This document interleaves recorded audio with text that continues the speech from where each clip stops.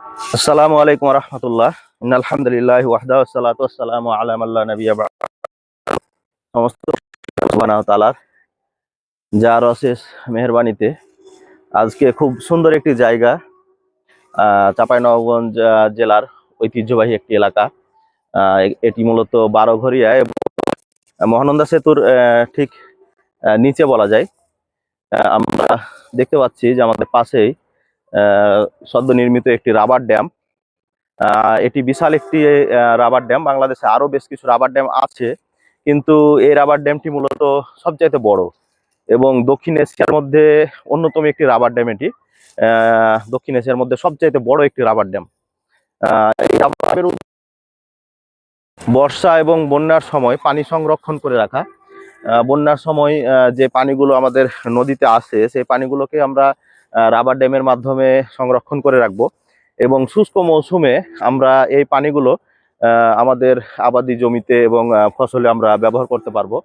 তো এটি মূলত মহানন্দা সেতুর ঠিক নিচেই অবস্থিত এবং মহানন্দা সেতুর নিচেই এই পানিগুলোকে সংরক্ষণ করে রাখা হয়, যার কারণে মূলত এই রাবার ড্যামটি আমাদের বর্তমানে বাংলাদেশে খুব পরিচিত একটি নাম হয়ে দাঁড়িয়েছে। তো এই রাবার ড্যামটি যদি আমাদের দেশের অন্যান্য নদীগুলোতেও যদি এই ধরনের রাবার ড্যামের ব্যবস্থা থাকে, বিশেষ করে আমাদের উত্তরাঞ্চলে দেখেছি আমরা যে বর্ষাকালে এবং বন্যার সময় উত্তরাঞ্চলকে পানিতে উত্তরাঞ্চল ভেসে যায়, কিন্তু শুষ্ক মৌসুমে সেই জায়গাগুলোতে আমরা দেখেছি যে মরুভূমির মতো অবস্থা।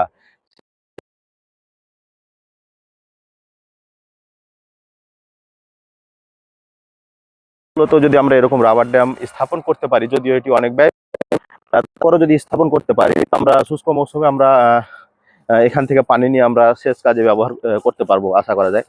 আপনারা হয়তো দেখেছেন আমাদের উত্তরাঞ্চলে বিশেষ করে তিস্তা ব্যারেজ, যার মাধ্যমে ইন্ডিয়া আমাদের কাছ থেকে বছরের পর বছর আমাদেরকে পানির মাধ্যমে শোষণ করে আসছে।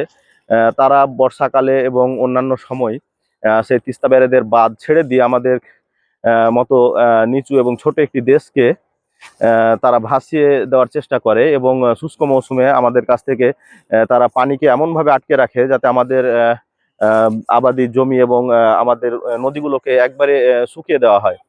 তো তাদের এই যেরকম বাঁধ তারা নির্মাণ করে রেখেছে, আমাদের বাংলাদেশেও যদি এই ধরনের বাঁধ নির্মাণ করা যায় এবং বাঁধ নির্মাণের মাধ্যমে যদি পানি সংরক্ষণ করে রাখা যায়, তাহলে হয়তো বা আমরাও যখন বন্যা এবং অতিবর্ষণ হবে তখন আমরা পানিগুলোকে নিয়ন্ত্রণ করতে পারবো, পানিগুলোকে আটকে রাখতে পারবো যাতে আমাদের নিম্ন অঞ্চলগুলো ভেসে না যায় এবং শুষ্ক মৌসুমে আমরা আমাদের সংরক্ষিত পানিগুলোকে আমরা ব্যবহার করতে পারবো আমাদের সেচের কাজে।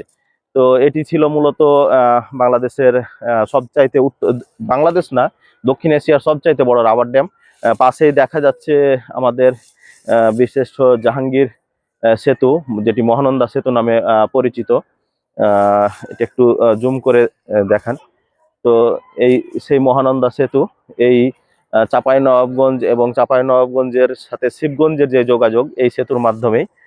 তো সেই সেতুটিও আমরা দেখতে পাচ্ছি এবং সবচাইতে বড় যেটি বিষয় সেটি হচ্ছে চাঁপাইনবাবগঞ্জের এই সেতুকে ঘিরে এবং এই বাঁধকে ঘিরে বর্তমানে চাঁপাইনবাবগঞ্জ একটি বিনোদন কেন্দ্রের মতো স্থানের সৃষ্টি হয়েছে, যেখানে চাঁপাইনবাবগঞ্জের বিভিন্ন অঞ্চলের মানুষজন এবং চাঁপাইনবাবগঞ্জের বিভিন্ন শ্রেণী পেশার মানুষজন অবসর সময় কাটানোর জন্য এই সকল জায়গাতে এসে তাদের অবসর সময় কাটায় এবং পার্কের মতো কিছু রাইড আমরা দেখতে পেলাম ব্রিজের পাশেই।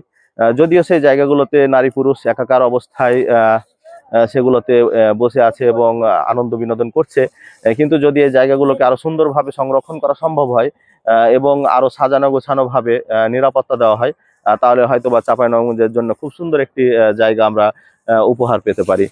তো এই বলে শেষ করছি আজকের আমাদের সেই রাবার ড্যাম, দক্ষিণ এশিয়ার সবচাইতে বড় রাবার ড্যাম।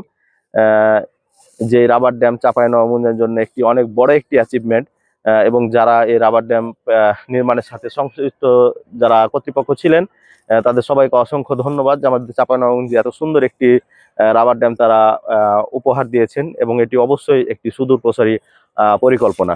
আসসালামু আলাইকুম রহমতুল্লাহ।